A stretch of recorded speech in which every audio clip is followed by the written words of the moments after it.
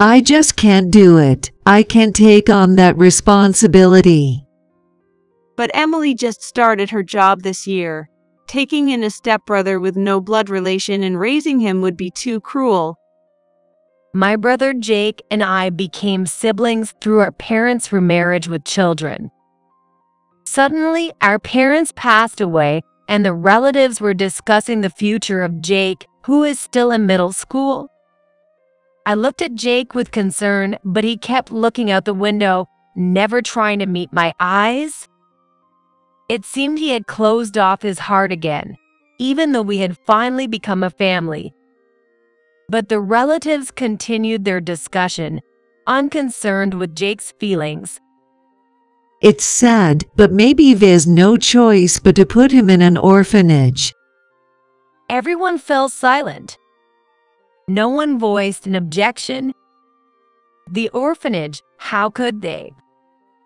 As I was shocked, Jake said as he stared out the window, I'll go to the orphanage. Hearing Jake's emotionless voice, I stood up abruptly. There's no need for the orphanage. I will take care of him. All the relatives looked at me in surprise. Jake turned around, his eyes wide open. I looked straight at Jake and said, Jake, we're family, right? I am your big sister, aren't I? Tears streamed down Jake's face one after another. Big sis, thank you. I hugged the sobbing Jake tightly and kept rubbing his back. The next morning, I woke up to the sunlight streaming through the gap in the curtains. The clock was pointing at 9 a.m. Oh, I need to make breakfast for Jake. I jumped up and headed to the living room. Good morning, Jake. Where's Jake? Hey. Jake was nowhere to be found, not in the living room, the bathroom, or his room. I had a bad feeling. Don't tell me Jake left the house because of what the relatives said. My mind went blank. My name is Emily. Mom, what are you doing? While I was thoroughly vacuuming behind the TV stand, my daughter looked at me curiously. I'm cleaning up because Uncle Jake is bringing over some very important guests. I wouldn't go this far for just any friend, but the visitor this time is really important. Ever since I heard from my brother Jake, I've been feeling restless and uneasy. Is this Mom? Before I knew it, my daughter had opened an album that was in the guest room. I had found it earlier while tidying up the closet during the good weather. I had taken it out to look at it later, but had completely forgotten about it. When my daughter pointed to the photo, it showed me in my school uniform and a curly-haired, nervous-looking Jake. Yes, that's me when I was in high school, and this is Uncle Jake. Uncle Jake was so little. Yes, he was. There's a 9-year age difference between Uncle Jake and me. I was 18 and he was only 9 at the time. We had just met, so neither of us is smiling. Just met? Yes. Indeed, Jake and I are not blood-related siblings. I was in my senior year of high school when my mother, Sarah, and Jake's father, Bob, got remarried, making us a family. The man who used to be my father was someone who didn't care for his family. He would come home late every night, and he was hardly ever home on weekends. And when he was home, he would make my mother do all the work. I never had any problems with him myself. It seemed like he had no interest in me at all. But when he was at home, the air was tense, and honestly, I remember having a hard time dealing with him. Hey, Mom, is it like this with all dads? Well, maybe. When I was little, I thought all fathers were like this, but as I grew up, I realized our family was unusual. My friends practice marathons with their fathers, cook with their fathers on their mother's birthdays. Their stories were full of fun episodes with their fathers as part of the family. I also realized that my mom really wanted to escape this uncomfortable life, but endured it for my sake. Indeed, it must have been tough living on just my mom's salary as the temp worker. I wanted her to prioritize her feelings, but after all, I was just a kid. The most I could do was help around the house, and I spent my days feeling guilty and frustrated. However, just before I started middle school, my mom finally decided to divorce. I don't know what triggered it. When Mom talked to me about divorce, I remember feeling a deep relief. Now Mom can finally relax at home. My dad, who had no interest in us, agreed to the divorce readily. He left without fighting for custody. Thus, the divorce was easily settled between them alone. But Emily is going to need more money. It's not like he cheated or anything. You could have endured a bit longer. But my grandma on my mom's side tried to dissuade her from divorce until the end. Emily won't suffer. I can raise her well all by myself. With your temp job, that's impossible, you know. That's not true. I'd do anything for her. If you won't listen to my advice, then just do as you please. But don't ever come asking for help. Take responsibility for your own choices. Just do as you please. That's a bit harsh. I couldn't understand why my usually kind grandma was being so strict with my mom this time, and I felt annoyed. But my mom stood firm even against my grandma. I understand. I will take responsibility and raise Emily myself.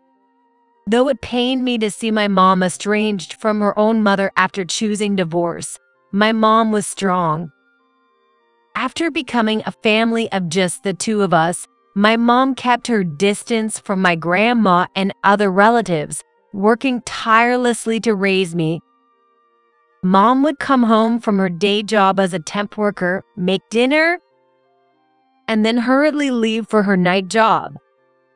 Is school fun? You don't have to hold back, Emily. Mom always gave me as much allowance as my peers got. Mom, don't overdo it. As a middle schooler, I was honestly lonely spending nights alone and worried about my overworking mom, but all I could say was that I'm not overdoing it. Your future is limitless. I feel very fulfilled right now. I wish I could make life easier for my always kind and smiling mom soon.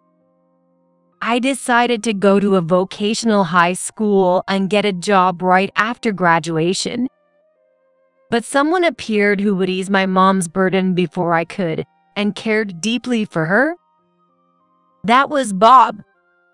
Sarah's kindness, earnestness, and strength deeply attracted me, and I wanted to be part of the family. Emily might not need a father, but I'd like to become family with Emily.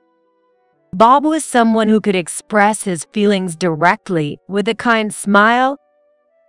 When they went shopping, he carried the shopping basket for my mom and never let her carry heavy bags. He would hold the door until my mom and I had passed through. Naturally, I liked Bob. Most importantly, my mom looked so relaxed and happy when she was with Bob, so I was all for their marriage.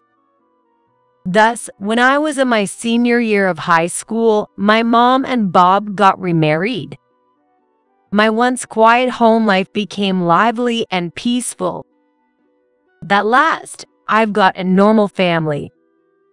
I was excited, but there was one thing that worried me.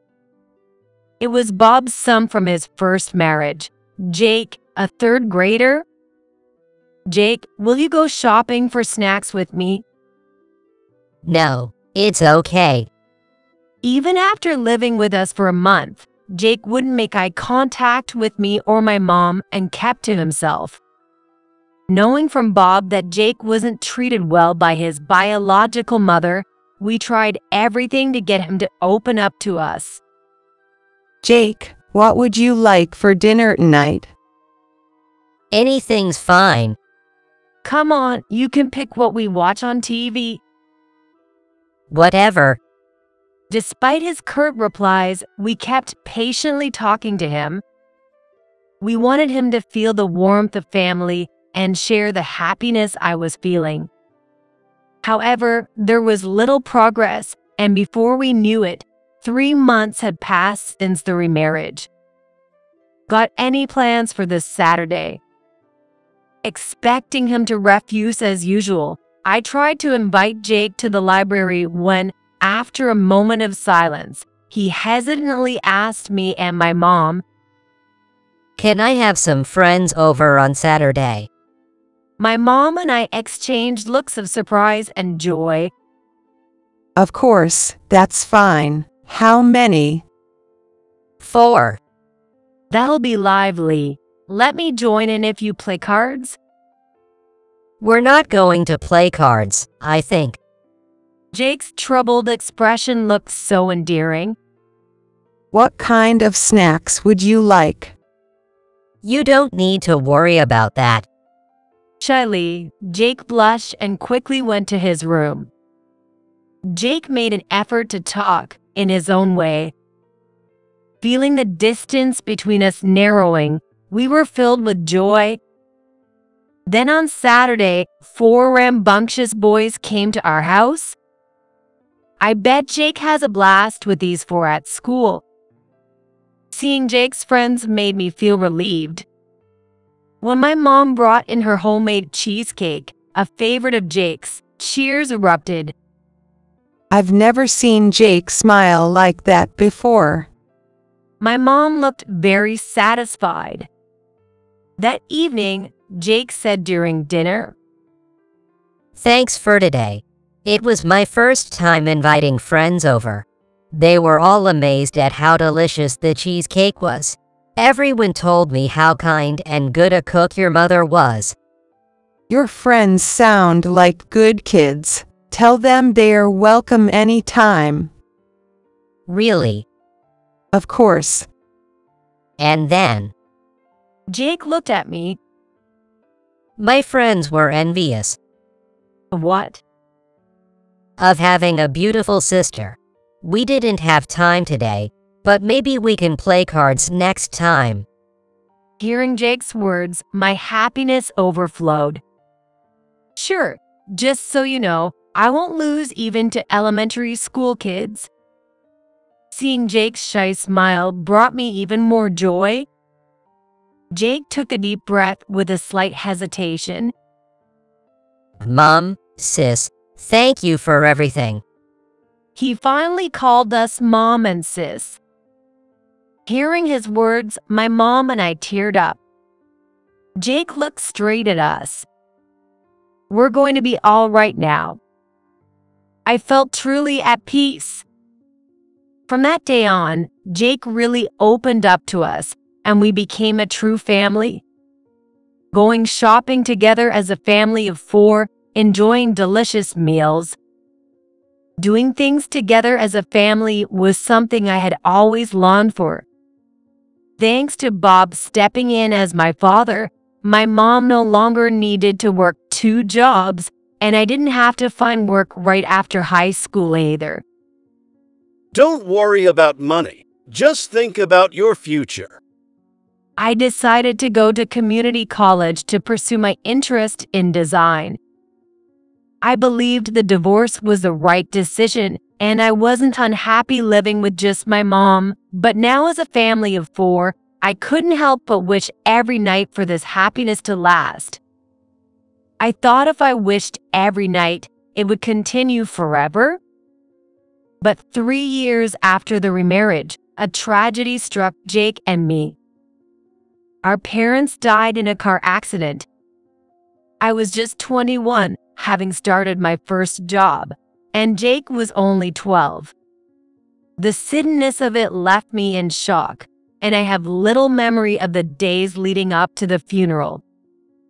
All I could think about was protecting Jake, even more than my own grief. At the funeral, about 10 relatives of Bob, whom I was meeting for the first time, attended. They are so young, it's heartbreaking. They looked at Jake and me with pity. At the same time, they were whispering among themselves about what would happen to Jake.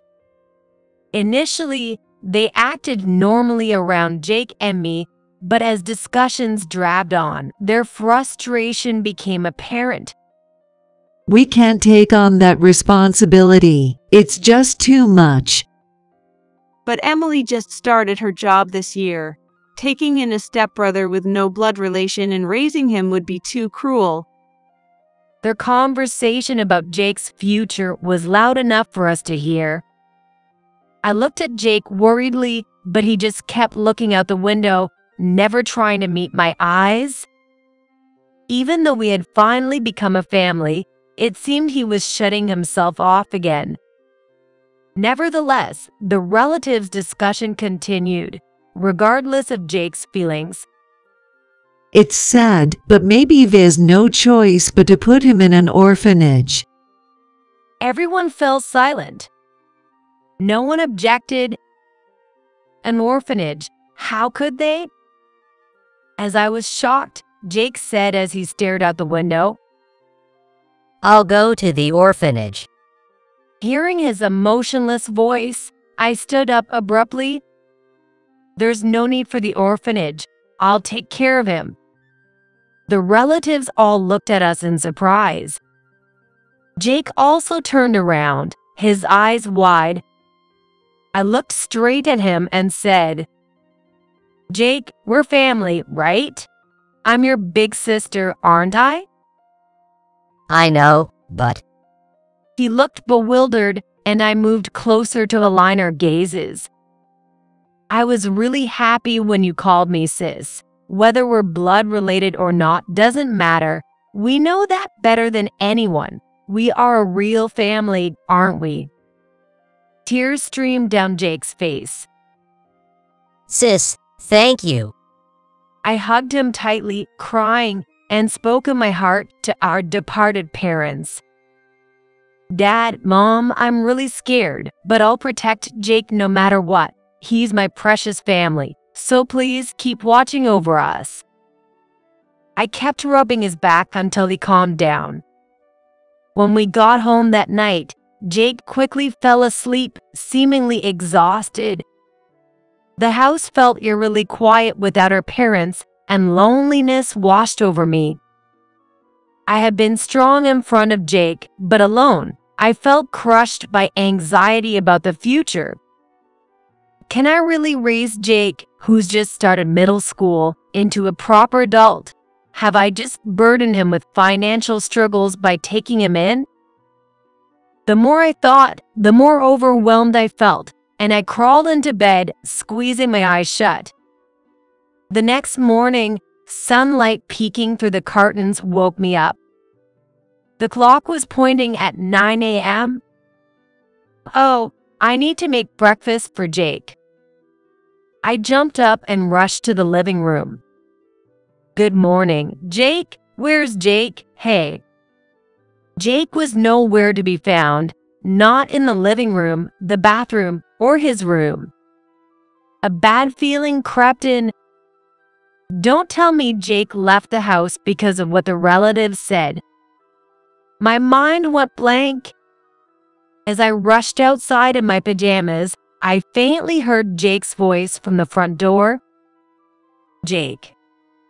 I flung the door open to find Jake and my grandma facing each other. Grandma, what's going on? It had been 12 years since I last made proper eye contact with Grandma. Ever since Mom pushed through with the divorce against her wishes, we hadn't been in touch, and at the funeral yesterday, we only spoke briefly and formally. I guess Grandma, having never reconciled with Mom, regretted it. During the funeral, she was constantly in a corner, staring at Mom's portrait. Her back looked so pitiful that I couldn't bring myself to speak to her. Emily, I'm sorry. I was being stubborn. I should have acknowledged sooner that Sarah raised you alone all these years, and that you became a happy family of 4 after she remarried. My grandma looked regretful. Yesterday, seeing you protect Jake reminded me so much of Sarah 9 years ago. Back then, I couldn't reach out to her, so I came here hoping to help this time. Grandma. Her gaze, still kind and strong, resembled my late mom's, bringing me a sense of comfort. Come and live with me. The 3 of us can live together. Grandma offered. Actually, I had been thinking of moving since I was living in a large family-sized rental apartment. According to Grandma, her house was owned outright, so there would be no rent to pay. Also, since she wasn't working, she could take care of Jake. For me, just starting in the workforce and working overtime, this was a very welcome offer. However, Grandma's house was about 20 miles away.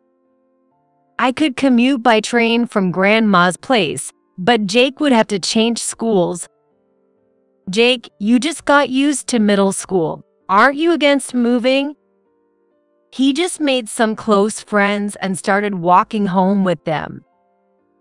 I tentatively looked at Jake, but he seemed unfazed. I want to live at Grandma's house.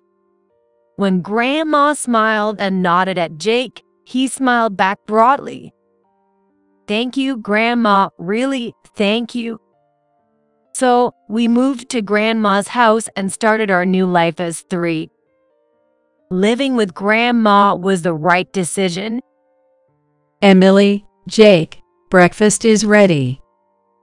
In the morning, Grandma prepared waffles with fruit and mac and cheese. You need to eat a good breakfast to have energy. Hearing Grandma say the same things in the same tone as Mom made us feel nostalgic. Moreover, Grandma's mac and cheese tasted just like Mom's, which surprised us so much we looked at each other. Isn't it too bland? Worried, Grandma looked at us, but we vigorously shook our heads. We were just surprised it tasted just like Mom's mac and cheese. Really? Grandma smiled happily, probably recalling how Mom used to prepare breakfast every morning since she was little. And now, Mom's taste had been passed down to us. Feeling Mom's presence in such an unexpected way warmed our hearts. I'm always at home and have plenty of time, so I'll take care of the house. Emily, focus on your work, and Jake, do your best in school.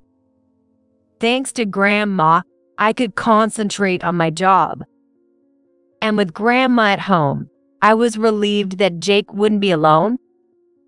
Jake made friends quickly at his new school and joined the tennis club.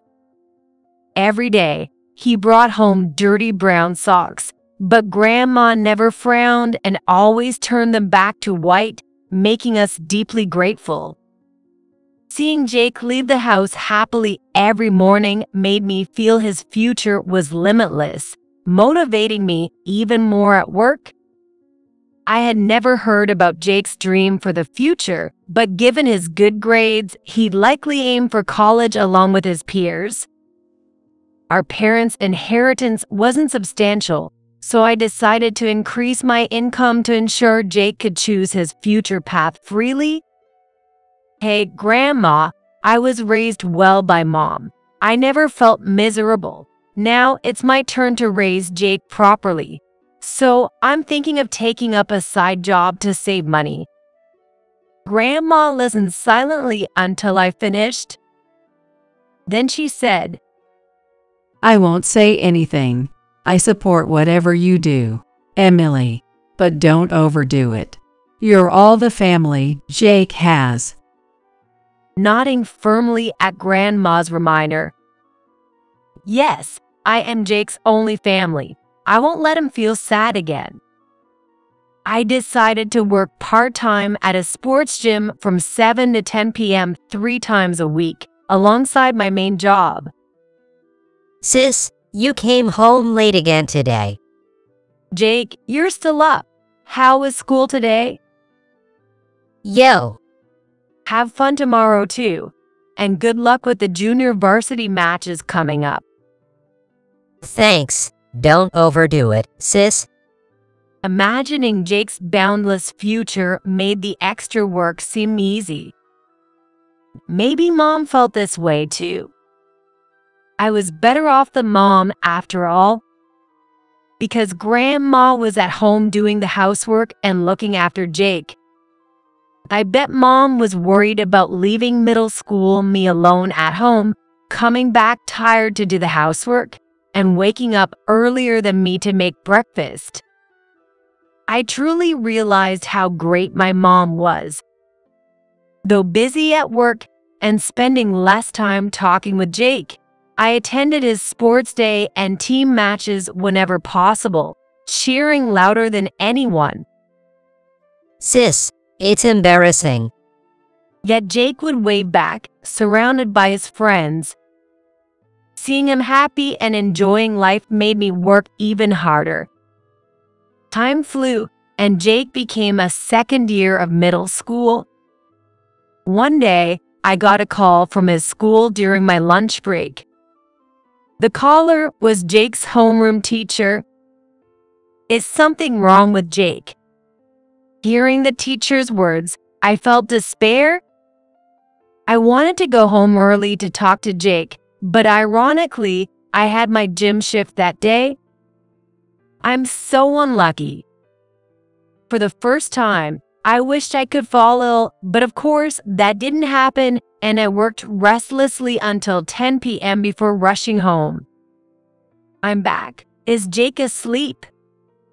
Grandma, who had been dozing off waiting for me, was surprised to see me enter the living room energetically. He's asleep. You taught him it's better to be an early bird than a night owl, right? Grandma laughed, but I couldn't. Today, I got a call from Jake's teacher. He's been missing school about half of the week. He leaves in the afternoon when he does go.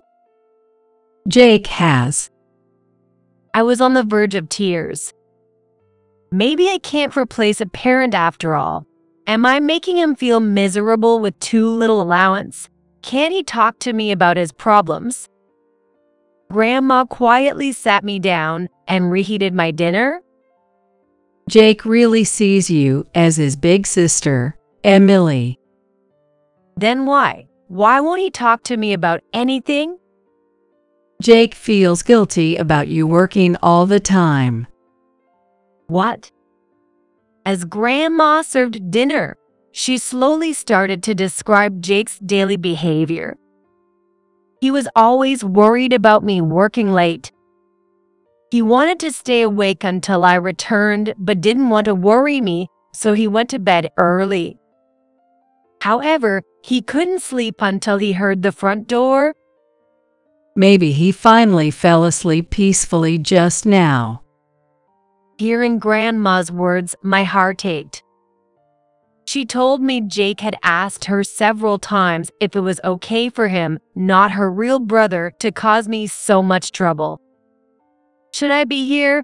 We're family, of course you should. I blurted out. Yes, I told him that too. But Jake wants to talk to you. Feelings don't get conveyed by thoughts alone. Haven't you experienced that yourself? Grandma pointed out, making me realize. Seeing my reaction, Grandma smiled and stood up.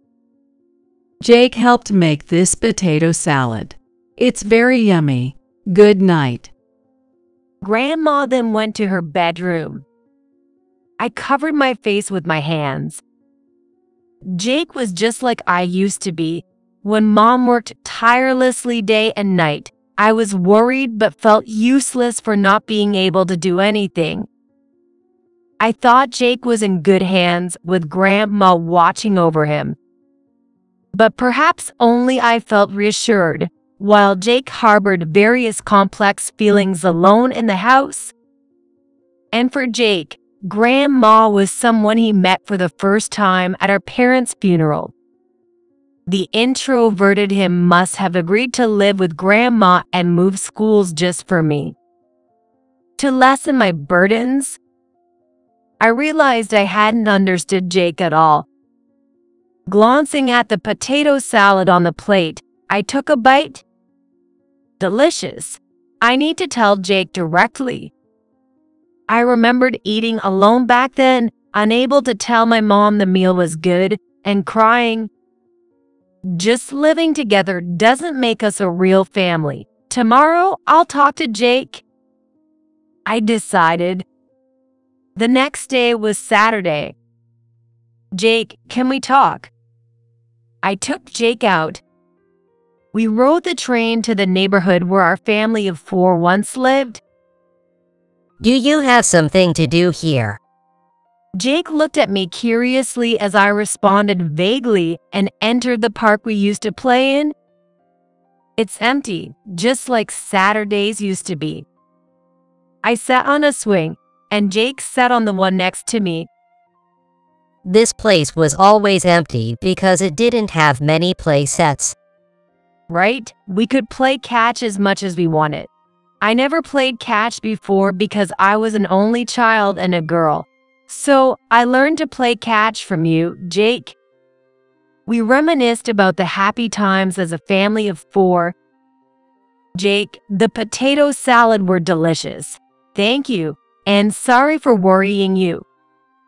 I apologized for being completely oblivious to Jake's feelings. But I really think of you as my true brother. I expressed how excited I was about his future, my desire to support him on whatever path he chooses, and how work wasn't a burden at all. But I've been worried that you might be pushing yourself too hard for me. I'd rather not go to college than make you suffer. Jake looked straight at me. I felt the same way about Mom when she worked so hard for me. I remembered how I felt when I was Jake's age. But now I understand how Mom felt. Doing something for someone you care about isn't hard at all. In fact, working for a future where Jake has endless possibilities gives me a great sense of purpose. Jake's eyes were moist. No crying, come on, stand up. I got off the swing and beckoned Jake. What? Whoa. When I threw the ball at him unexpectedly, he caught it perfectly. After staring at the ball for a while, Jake gruffly wiped away his tears and said, Thanks, sis. Can I say one more thing about how I feel? Yeah. I want to talk more with you, sis. I'm really happy that you think about my future. But like when we lived as a family of 4, I want to talk more with you. Jake confessed with a flushed face, making him endearing to me.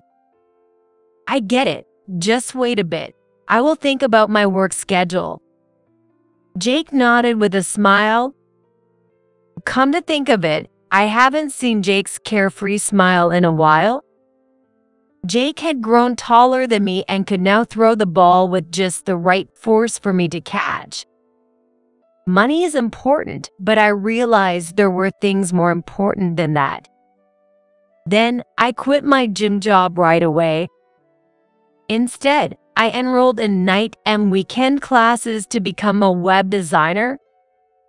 After learning the ropes and finding my path, I quit my main job a year later. Then I got a new start as a web designer from home.